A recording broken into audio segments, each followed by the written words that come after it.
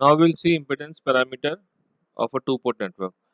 Now we can see that there are two variables V1 and I1 at the input side or the one port side, and on the other port there is V2 and I2. Now these two ports are separate ports, and there is some relationship between these two port, and as the condition is for the analysis of a two port network is that there is no independent sources inside the black box or the inside the two port network. So it consists of RLC, or it consists of a impedance, and with a zero initial state. Now we can give the relationship between two port by now we have taken, and now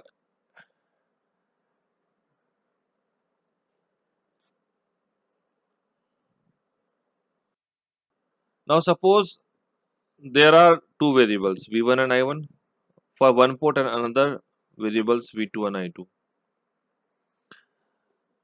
और उनमें से V1 I1 one port का है, V2 I2 another port का है, दोनों मिलकर two port बनते हैं। और समझ लीजिए कि आपको पास जो है दो वैल्यू पता है, इट इज इंडिपेंडेंट वेरिएबल है। यदि इन चार वेरिएबल में से दो यदि इंडिपेंडेंट है ना, और बाकी दो डिपेंडेंट है, तो पहले तो बात ये होती है कि इसमें कितने पॉसिबल कॉम्बिनेशंस हो सकते हैं। ये सिंपल मैथमेटिक्स है, ये जो मैंने यहाँ पर फॉर्मूला बनाया कॉम्बिनेशन फॉर्मूला, ये तो 2 out of 4, so you can have 6 possible combinations। पहले ये 6 possible combinations हम देख लेते हैं। है कि suppose you have I1 and I2 as the independent variable and V1 and V2 as a dependent variable, so you have Z parameters, that is V is equal to IZ, और बाकी और भी है। Suppose V1 V2 are independent and I1 I2 are dependent, we get Y parameters। I1 and V2 are independent, V1 and I2 are dependent, we get H parameters। V1 and I2 are independent, I1 and V2 are dependent, we get H inverse parameters, which is known as hybrid parameter or G. Z is known as impedance, Y is known as admittance, H is hybrid, G is inverse of hybrid. And suppose V2 I2 is independent and V1 I1 is dependent, we get the ABCD parameter or the transmission parameter or the T parameters। And V1 I1 are independent and V2 I2 are dependent, we get and inverse ABCD parameters। तो basically यहाँ पर मैं इस slide में मैं क्या समझाने का कोशिश कर रहा हूँ, वो ये है कि हम लोग जो है अब एक जनरल इक्वेशन बनाएंगे अपने टू पोर्ट नेटवर्क का, ठीक है ना, with all this parameters. Now will see impedance parameters of a two port network। We have one port with I1 variables I1 and V1 and another port with variables V2 and I1 I2। अब यहाँ पर हम relationship बना रहे हैं between the two ports. अब हम impedance parameter है, so we know that for impedance parameter V is equal to I into Z। पहली बात तो ये है, और हम इसको सुपरपोजिशन थ्योरम से हम इसके बीच में रिलेशनशिप निकालेंगे। और सुपरपोजिशन थ्योरम में क्या होता है कि आपके पास हम एक सोर्स I1 रखेंगे, I2 हटा देंगे, ओपन कर देंगे और V1 निकाल लेंगे। और हम I2 रखेंगे, I1 हटा देंगे, ओपन कर देंगे, तो फिर वन पोर्ट इनपुट साइड में या वन पोर्ट कुछ काम नहीं करेगा, तो हमें V1 मिल जाएगा इन टर्म्स ऑफ I2। उसी तरीके से हम V2 निकाल लेंगे। ठीक है ना। और हमारा ब्लैक बॉक्स है विच कंटेन्स इम्पिडेंस, मैंने पहले बताया था कि it contains R L C and with no independent sources and with zero initial state, zero initial condition, ये सारे कंडीशंस हैं इसके एनालिसिस में। सो लेट्स हमें अभी ये एक जनरल इक्वेशन निकालेंगे। अभी suppose I1 and I2 are independent quantity and V1 and V2 are dependent according to the impedance parameter। impedance को हम Z denote करते हैं and we have according to Ohm's law it is V is equal to I into Z। तो पहले हम V1 निकालेंगे। V1 निकालने का तरीका क्या है, एक सुपरपोजिशन थ्योरम से हम निकालेंगे इस टू पोर्ट नेटवर्क का। suppose we keep the source I1, so we will get V1 is I1 into Z, and suppose we keep the source I2 and remove the source I1, we get V1 is equal to I2 into Z। तो and finally हम लोग उसको add कर देते हैं bye superposition theorem में, so we get V1 is equal to I1 into Z plus I2 into Z। अब यहाँ पर इम्पिडेंस को हमें कुछ डिफरेंस शो करना है, तो हमने कांस्टेंट सही है तो हमने इसको Z11 और Z12 दे दिया। V2 निकालना है तो हमने पहले सुपरपोजिशन थ्योरम हम लगा रहे हैं, I1 हमने रखा है और I1 सोर्स के हिसाब से we will get V2 is equal to I1 into Z। And जब हम फिगर बी का जो सोर्स है I2 हम रखेंगे तो will get V2 is equal to I2 into Z। तो पहले से हमें मिलेगा I1 into Z, दूसरे से मिलेगा I2 into Z, हम सम करके मैंने डायरेक्टली लिख दिया V2 is equal to I1 into Z plus I2। जो पहले इसके पहले वाले स्लाइड्स में मैंने समझाया है, इसमें मैंने डायरेक्टली लिख दिया V2 is equal to I1 into superposition theorem में, और हमने Z जो कांस्टेंट है उसको हमने डिफरेंशिएट किया है Z21 और Z22। तो यहाँ पर हमें दो इक्वेशन निकल के आ रहा है, एक जनरल इक्वेशन निकल के आ रहा है, वो क्या था, V1 का क्या था, I1 into Z11 I1 plus Z12 I2 and V2 is equal to Z21 I1 plus Z22 I2।